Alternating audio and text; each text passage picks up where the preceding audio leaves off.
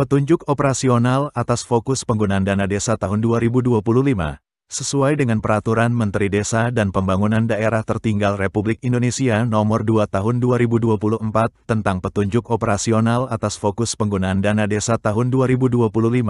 B. Fokus penggunaan dana desa untuk penguatan desa yang adaptif terhadap perubahan iklim. Fokus penggunaan dana desa untuk penguatan desa yang adaptif terhadap perubahan iklim. Komponen penguatan desa yang adaptif terhadap perubahan iklim meliputi A. Adaptasi dampak perubahan iklim, B. Mitigasi perubahan iklim, dan C. Pengembangan desa ramah lingkungan. 1. Adaptasi dampak perubahan iklim. A. Pengendalian kekeringan, banjir dan longsor, seperti 1. Pembuatan penampung atau pemanen atau peresapan air hujan untuk meningkatkan cadangan air permukaan atau tanah. 2. Pembuatan infrastruktur bangunan untuk melindungi dan konservasi mata air atau sumber air bersih skala desa. 3. Pembuatan atau perbaikan saluran air di area rentan banjir. 4. Penanaman pohon di lahan tandus yang merupakan wilayah desa dan atau di lereng dengan struktur beton penahan longsor atau plengsengan. 5. Pembuatan hutan bambu. 6. Pemeliharaan daerah sekitar mata air dan danau skala desa. 7. Pembuatan terasering. 8. Pembangunan talut. 9. Pelatihan tentang pengendalian kekeringan, banjir dan longsor. Dan atau 10. Pembangunan atau pemeliharaan sistem pengelolaan air berkelanjutan atau sumur resapan dan tada hujan skala desa. B. Penanganan atau antisipasi kenaikan muka laut, ROB, intrusi air laut, abrasi, ablasi dan gelombang tinggi, seperti 1. Pembuatan atau pemeliharaan talut skala desa. 2. Pembuatan atau pemeliharaan tanggul pemecah ombak skala desa. 3. Pengadaan bibit dan penanaman bakau. 4. Pembersihan daerah sekitar pantai atau bersih pantai. 5. Perlindungan terumbu karang. Dan atau 6. Rehabilitasi kawasan bakau. C. Pengendalian penyakit terkait dampak perubahan iklim, seperti 1. Perbaikan lingkungan agar tidak terjadi genangan air yang dapat memicu terjadinya wabah penyakit. Dan atau 2. Pengadaan atau pemeliharaan peralatan atau sarana untuk mencegah terbentuknya jentik-jentik nyamuk pada kolam penampung air. D. Kegiatan adaptasi dampak perubahan iklim lainnya sesuai dengan kewenangan desa dan diputuskan dalam musyawarah desa. 2. Mitigasi perubahan iklim. A. Pengelolaan sampah serta limbah padat dan cair, seperti 1.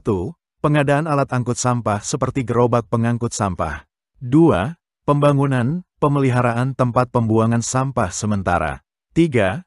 Pengadaan alat untuk pemanfaatan sampah atau limbah, misal pembuatan pupuk organik, mesin cacah. 4. Penyediaan tempat sampah terpilah. 5. Peralatan pembuatan kompos padat dan atau cair. 6. Pengadaan peralatan pengolahan jerami padi. Dan atau 7. Pelatihan pengelolaan sampah, limbah padat dan cair bagi masyarakat desa. B.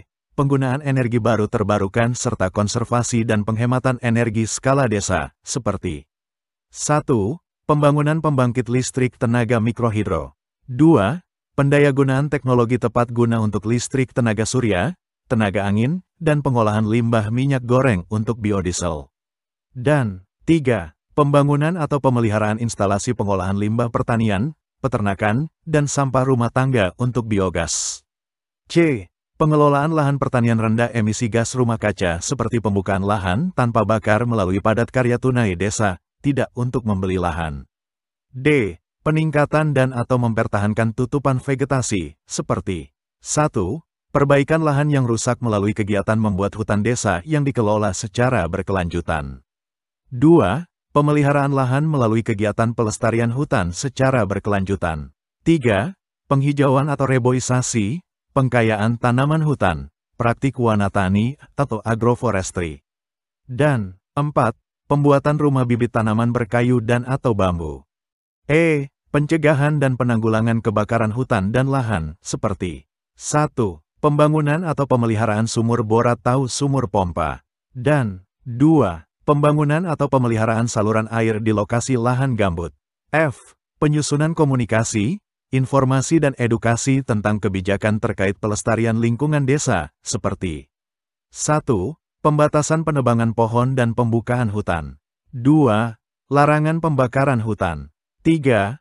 Pembatasan pertanian berpindah. 4. Pemberian sanksi bagi perusak hutan. Dan 5. Larangan pembuangan limbah pabrik atau limbah kimia di sungai atau tanah di pemukiman. G. Sosialisasi emisi gas rumah kaca, dampak yang diakibatkan oleh perubahan iklim, dan pendayagunaan teknologi tepat guna untuk energi baru terbarukan serta konservasi dan penghematan energi. Dan H. Kegiatan mitigasi perubahan iklim lainnya sesuai dengan kewenangan desa dan diputuskan dalam musyawarah desa.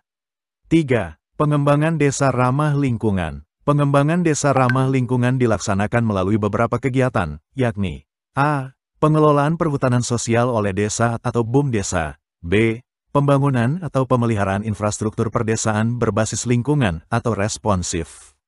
C. Pengenalan dan pengembangan teknologi tepat guna pengolahan komoditas. D. Pembangunan atau pemeliharaan saluran air di lokasi lahan gambut.